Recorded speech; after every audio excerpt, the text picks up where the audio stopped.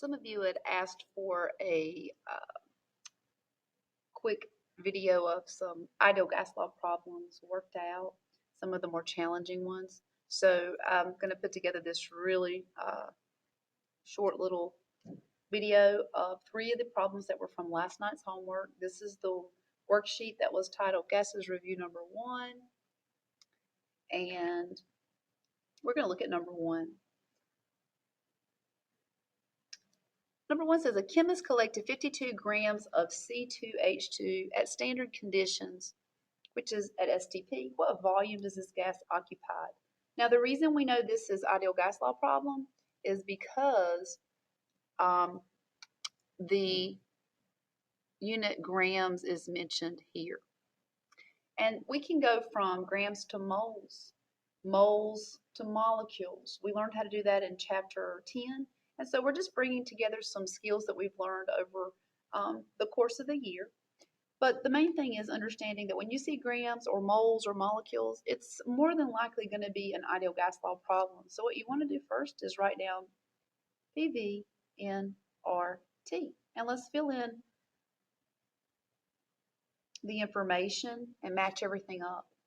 So 52 grams of C2H2. There's nowhere in ideal gas law for grams, but we do know that N stands for moles. So we learned how to convert from grams to moles. We're going to do that first. Now, I like to keep my work very organized and in its place. So I'm actually going to start with the 52 grams here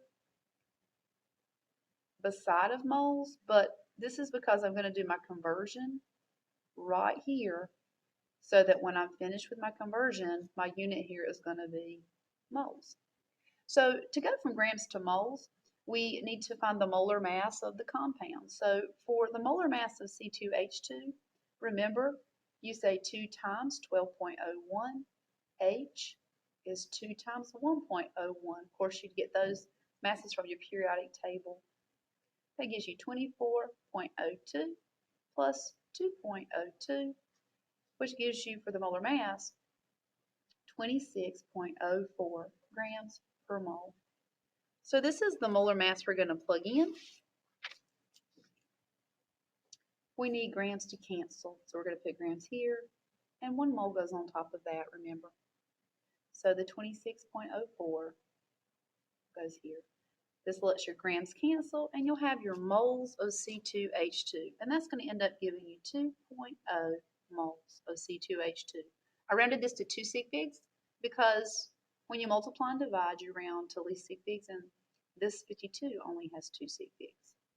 Now, R is your constant. I'm going to go ahead and fill that in, 0.08206. That's always the value for R. The temperature, they told us STP. So that's a definition. Temperature at STP is always 0 degrees Celsius. So when you convert that to Kelvin, you always get 273 Kelvin for standard temperature in Kelvin. All of your gas law calculations, when you plug in a temperature, the temperatures must be in Kelvin. And then the pressure is what the P stands for, pressure, and standard pressure is always 1 atmosphere. And that also is a definition, meaning it has unlimited sig figs. We're looking for the volume. Since this is ideal gas law, volume has to be in liters. Now, the formula for the ideal gas law is PV equals nRT, meaning P times V equals N times R times T. We're solving for volume, so I'm going to rearrange my equation to get nRT divided by P. Plug in your values, pull in your 2. 2.0 was your moles, the R, 0.08206, the temperature, 273, and then the pressure, 1.00 atmospheres. That allows us to solve for our volume. We get 45 liters, and I rounded that to 2 sig figs because this has 2. The definitions always have unlimited. So this is from a definition, so is the STP. So the only given I have to go by for sig figs is the 52 grams up here, 2 sig figs. I rounded this to 2 sig figs, and my answer to 2 sig figs. That is number 1. All right. Now let's go on to number 2. Number 2 says, how many molecules are in 22.4 liters of nitrogen at STP? All right, so again, if it says molecules, that's related to moles, so that's what we want to do. We want to use Pivnert again. When you're trying to decide on your gas laws, your givens will reveal that to you. When you see moles, when you see molecules, when you see molar mass or grams, it's going to be an ideal gas law problem. Again, R is 0.08206. The pressure, again, we got STP. We see this a lot. So the pressure is automatically 1.00 atmospheres. That's the definition. And standard temperature, 273 Kelvin. The volume is given 22.4 liters, and this is nitrogen. So I got to find moles. Remember, N stands for moles. But once we find moles, we can then convert to molecules. And we do that by using Avogadro's number, remember. So let's isolate our variable. We're solving for moles here. So our formula becomes N equals P times V divided by R times T. Plug in your pressure, 1.00. Plug in your volume, 22.4. Plug in your R, 0.08206. Plug in your temperature, 273. This solves for moles. When you plug all this into your calculator for your moles, you want to round this to 3 significant figures because our given number here has 3. That's the least sig figs. So it's going to be 1.00 moles.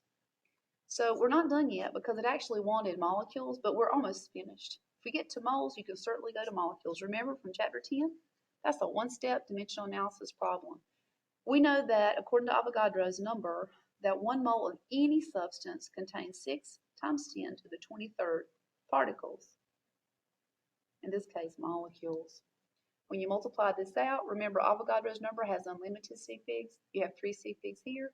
So you're going to round this to 3 sig figs. You get 6.00 times 10 to the 23rd molecules. All right, so those are 2 problems. If you have any questions, make sure and ask in class or ask me on Edmodo.